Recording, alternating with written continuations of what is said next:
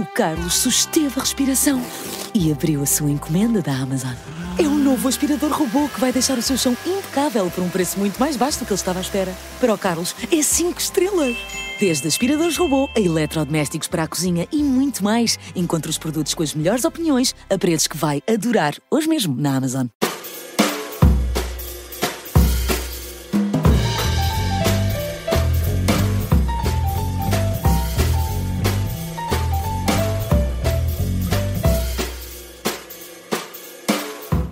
Bem-vindos ao Sofá do Parlamento. A Assembleia da República vai ser formalmente dissolvida esta semana, pondo fim a menos de um ano de mandato. Hoje recebemos a líder parlamentar do maior partido da oposição, o PS. Bem-vinda, Alexandra Leitão. O secretário-geral socialista admitiu numa entrevista à RTP ontem que o tema da Spinum Viva não vai passar ao lado da campanha. Vamos estar até dia 18 de maio a falar desta empresa da família de Luís Montenegro. Bem, boa tarde a ambos, muito obrigada pelo convite. Para lhe responder diretamente. Bom, é assim, eu acho que a campanha, e também já o disse, e o próprio secretário-geral também já o disse, a campanha tem que ser para discutir políticas públicas e para discutir o que é melhor para o país e quais são os melhores caminhos para o país. Não é novidade para ninguém que o Partido Socialista tem uma visão muito diferente sobre muitos assuntos, da saúde, à educação, passando pela economia, assunto relativamente ao qual o programa eleitoral do Partido Socialista era muito claro, numa linha de orientação diferente, a fiscalidade, etc. E, portanto, esses assuntos terão que ser, obviamente, o cerne de uma campanha eleitoral. Agora, também não podemos, seria ingênuo da nossa parte, de todos nós, acho eu, nós chegámos a onde estamos e houve uma moção de confiança que foi rejeitada e, por isso, temos uma dissolução do Parlamento, uma demissão do Governo e uma dissolução do Parlamento por causa de uma questão de natureza ética, de natureza profissional do Sr. Primeiro-Ministro e, portanto, é normal que não passe ao lado da campanha. Uma coisa é não passar ao lado da campanha, outra coisa é dominar a campanha. Eu acho que não vai passar ao lado da campanha, mas também espero que não domine a campanha. Corremos o risco de ser um plebiscito à ética de Luís Montenegro? Não podemos correr esse risco. Não podemos correr esse risco. Nenhuma eleição serve para levar questões de natureza ética, legal ou outras. Portanto, temos que fazer todos os partidos, a bem do regime democrático, evitar que isto seja um plebiscito, seja a quem for, e muito menos à ética, seja de quem for, a ética do Sr. Primeiro-Ministro. Por uma dupla razão. Porque nem as eleições legislativas servem para isso, aliás, nenhuma eleição democrática serve para isso, nem se pode reduzir a isso, e também nem uma eleição, mesmo que fosse, coisa que eu julgo que não acontecerá, mas nem que o PSD, que o Sr. Primeiro-Ministro tornasse a ganhar esta eleição, não significaria que as questões éticas que estão em causa ficassem resolvidas. Portanto, nem de uma perspectiva nem de outra, estas legislativas podem ser um plebiscito, seja a quem for, ou seja a quem for. Não há aqui respostas que Luís Montenegro podia dar ao PS e aos portugueses antes da campanha para evitar a contaminação e, no limite, que fizessem o PS recuar nessa intenção de avançar com uma comissão de inquérito depois das eleições? Vamos lá ver, o Partido Socialista está há várias semanas, praticamente ao tempo das semanas que esta situação dura, a dizer que quer esclarecimentos e que os esclarecimentos não foram suficientes. Não foram suficientes os que foram prestados aos jornalistas, não foram suficientes os que foram prestados a quando dos 2 debates parlamentares das 2 moções de censura e depois, a partir do dia 1 de março, quando o Sr. Primeiro-Ministro pôs termo, do seu lado, pôs unilateralmente termo a dar mais esclarecimentos, temos vindo a dizer que avançamos com uma comissão parlamentar de inquérito para obter esses esclarecimentos. Agora o Sr. Primeiro-Ministro é que terá que tomar essa decisão. Chegámos aqui porque o Sr. Primeiro-Ministro preferiu pôr uma moção de confiança cujo desfecho era mais do que evidente, tendo em conta aquilo que foi sempre a posição do Partido Socialista sobre a rejeição de uma moção de confiança, preferiu fazê-lo, lançar o país numa situação de crise política, a prestar esses esclarecimentos. Vamos ver se agora vai prestar esses esclarecimentos na campanha eleitoral. Que esclarecimentos falta Luís Montenegro dar sobre este tema? Ouça, é assim, eu poderia, enfim, já falámos sobre isto aturadamente, mas é preciso, o que suscita sempre dúvidas, que aliás são objeto, tanto quanto sei, porque sei o que é público, de um processo de averiguações na Ordem dos Advogados, de um pré-processo, não sei bem como é que se chama, confesso, na Procuradoria-Geral da República, as questões a averiguação que têm a ver, preventiva. Averiguação preventiva, as questões que têm a ver com os efetivos pagamentos e a efetiva contratação, enfim, há vários assuntos, neste momento já foi tudo muitas vezes calculizado, as respostas não estão ainda inteiramente dadas, também há outros processos que estão em curso e a qualquer momento o Sr. Primeiro-Ministro, caso queira, pode prestá-los. Alexandra Leitão, Pedro Nuno Santos disse também nesta entrevista à RTP que o programa com que o PS vai a votos é baseado no do ano passado, com algumas atualizações. Luís Montenegro parte em vantagem por ter um ano de trabalho para apresentar aos portugueses? Olha, é normal que o programa do Partido Socialista tenha as alterações / atualizações que tenha que ter, mas é também verdade que grande parte dele continua muito atual, até porque grande parte das coisas que lá estão, para não dizer na sua totalidade, efetivamente não aconteceram. E se é verdade que o Partido Social, que a AD e que o Governo tem um ano de trabalho, em que em muitas áreas as coisas ficaram ou foram destruídas ou ficaram piores do que estavam. É evidente que vou falar da saúde, já toda a gente previa, é a saúde, que é verdade que desde sempre é uma área difícil, por várias circunstâncias que têm a ver com o próprio envelhecimento da população, que têm a ver com a falta de médicos, etc., mas que na verdade neste momento está muito pior do que estava há um ano, mas muito pior. Mais urgências fechadas, ainda mais pessoas sem médico de família, a situação do INEM, que é um escândalo, que não tenha tido consequências, designadamente relativamente à própria Ministra da Saúde. Na área da educação há neste momento mais alunos sem aulas, mesmo depois das trapalhadas todas com o número de alunos sem aulas.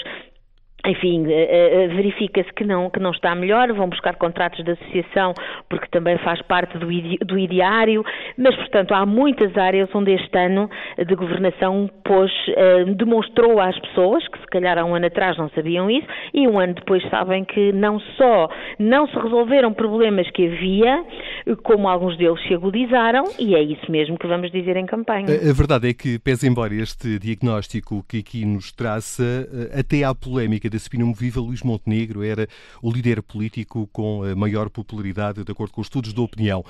A aposta do PS é de que esta polémica seja suficiente para que o PSD e Luís Montenegro saiam derrotados destas eleições? Não é um problema da aposta do PS em que isto seja suficiente para o Sr. Primeiro-Ministro ter ou não aprovação, por uma razão. Porque quem quis eleições foi a AD. Não foi o PS que quis eleições. Quem quis eleições foi o Sr. Primeiro-Ministro. Porque o PS viabilizou um programa, viabilizou um orçamento, rejeitou 2 moções de censura e, naturalmente, não pôde aprovar uma moção de confiança, como sempre tinha dito que não daria um voto de confiança.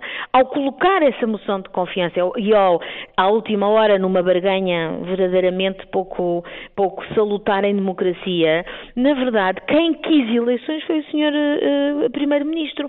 Portanto, perguntar se o PS aposta em que o Primeiro-Ministro vá ou não fragilizado, o PS não aposta em nada. O PS aposta em querer transparência e uma melhor governação. O Sr. Primeiro-Ministro quis eleições. Vamos a eleições, naturalmente, absolutamente convictos de que as vamos ganhar.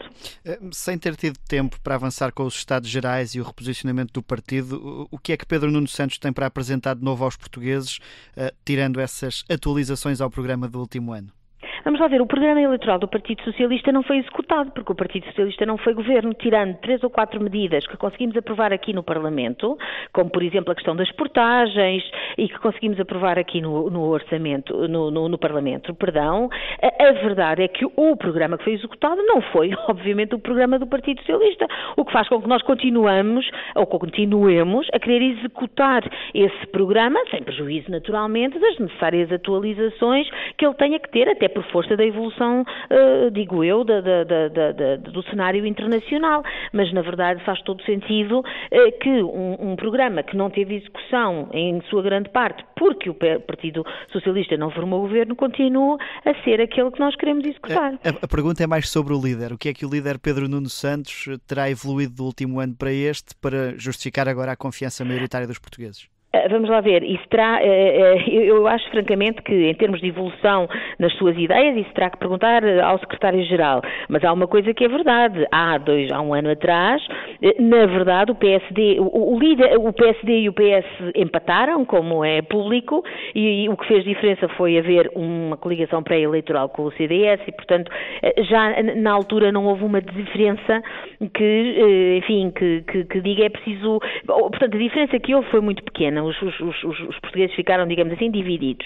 E aquilo que o secretário-geral do Partido Socialista tem a apresentar, além das suas ideias que estão no programa, da experiência que tem e que também ganhou neste ano, é exatamente ser uma alternativa a um primeiro-ministro que nos lançou numa crise política.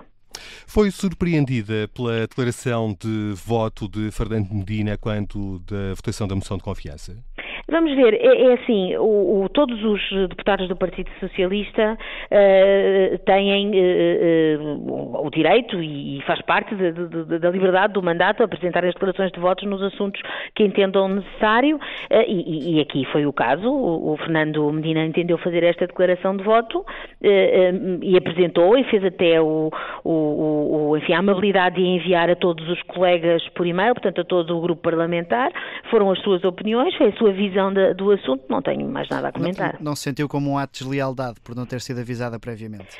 Vamos lá ver, eu não estou a confirmar nem a infirmar que fui ou não avisada previamente, não houve eu gosto e os líderes parlamentares em princípio são informados quando há uma dissonância relativamente ao sentido de voto, não houve uma dissonância relativamente ao sentido de voto. Sentiu sempre lealdade por parte de todos os deputados nesta legislatura? Sim, sempre, de um modo geral, pode haver um ponto aqui ou um ponto ali em que, e não tem a ver com esta última situação do Fernando, mas do Fernando Medina, mas pode haver aqui um ponto ali, gostava que as coisas pudessem ter sido ligeiramente diferentes, mas isso faz parte de um grupo grande, 78 pessoas, com as suas ideias, com as suas vidas também, e portanto não há nada assim de muito relevante que me fique na cabeça no fim deste ano, a não ser uma enorme honra e um gosto que foi desempenhar estas funções. Este grupo parlamentar que lidera integrou praticamente todos os governantes do anterior executivo do PS. Os que estiverem interessados em continuar devem ter lugar garantido nas listas?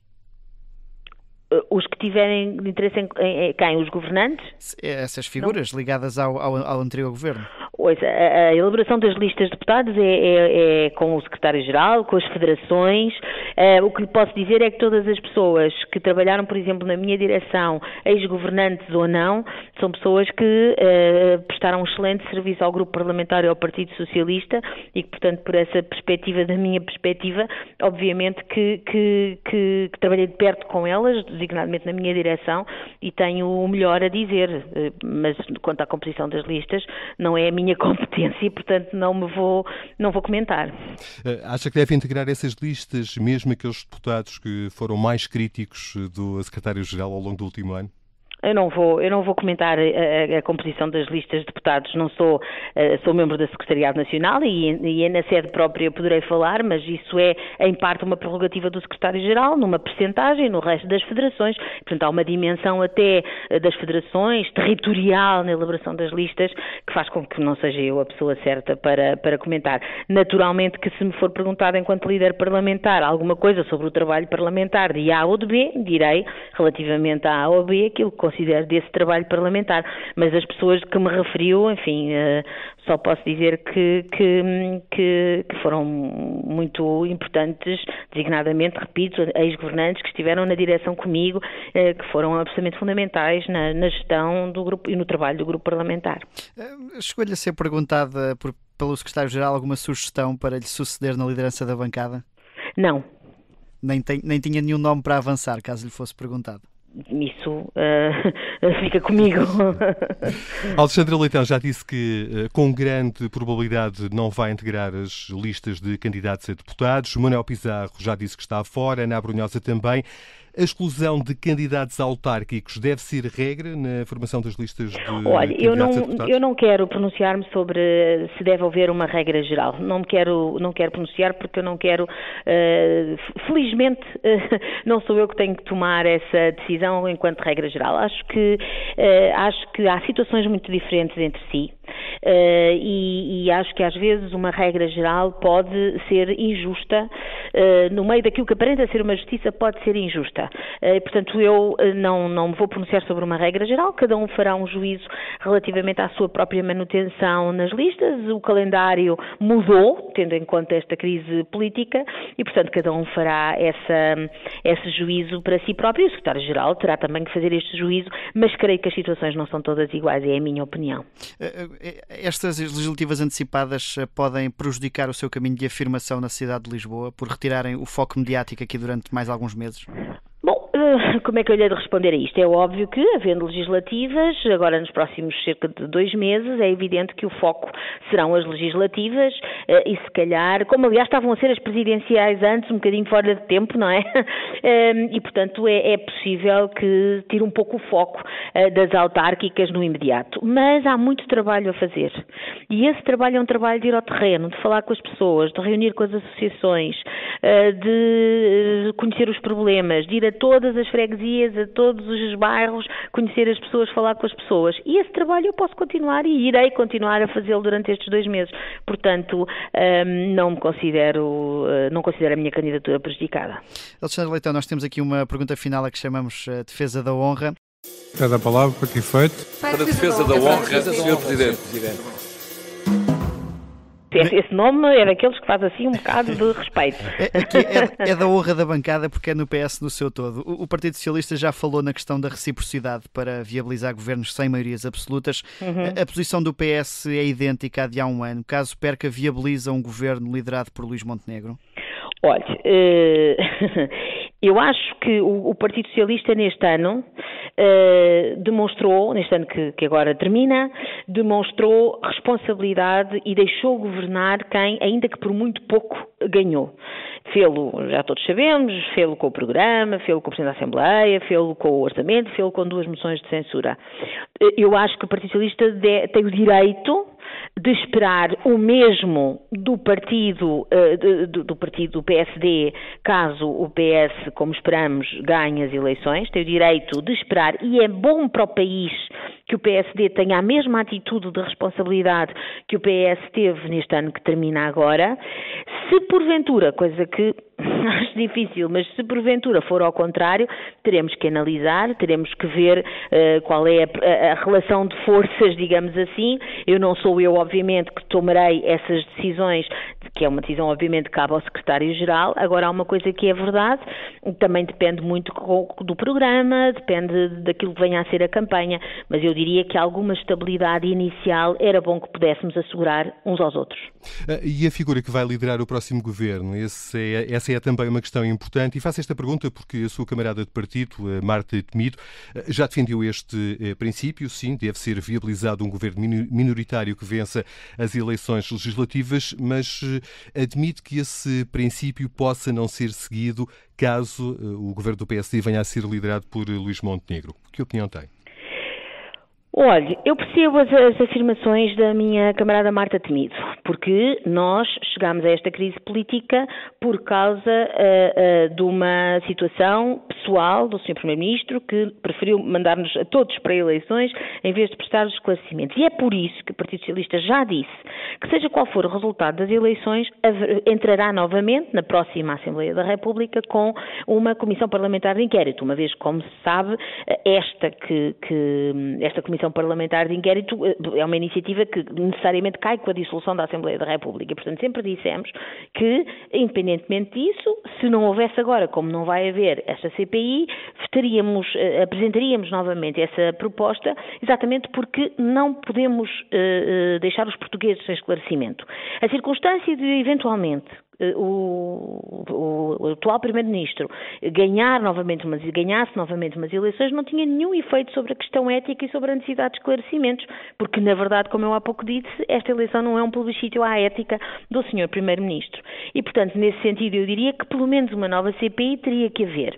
Quanto à questão da viabilização de um governo, se ele tornar a ser liderado pelo Luís Montenegro, pois eu acho que isso é algo que temos que ponderar bem. Aliás, há pouco diziam que esta campanha eleitoral também pode servir para alguns esclarecimentos, vamos aguardar por eles e tomar então uma decisão consoante eles venham ou não.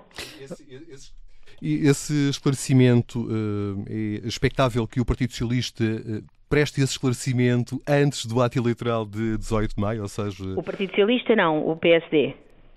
Não, e o Partido Socialista na perspectiva de dizer claramente se viabiliza ou não um governo do Partido Social Democrata que venha a ser liderado por Luís Montenegro. Deixe-me dizer o seguinte, durante toda a campanha anterior, que está a fazer agora um ano, essa pergunta foi feita a Luís Montenegro e ele nunca respondeu, nunca. E continuamos sem saber, depois já do PS ter viabilizado durante um ano o governo do PSD, continuamos sem saber qual é a posição do PSD sobre essa matéria. E, portanto, acho que o PS tem direito ao mesmo recado. Alexandra Leitão, muito obrigado pela disponibilidade para se juntar a nós nesta edição do Sofá do Parlamento. Muito obrigada.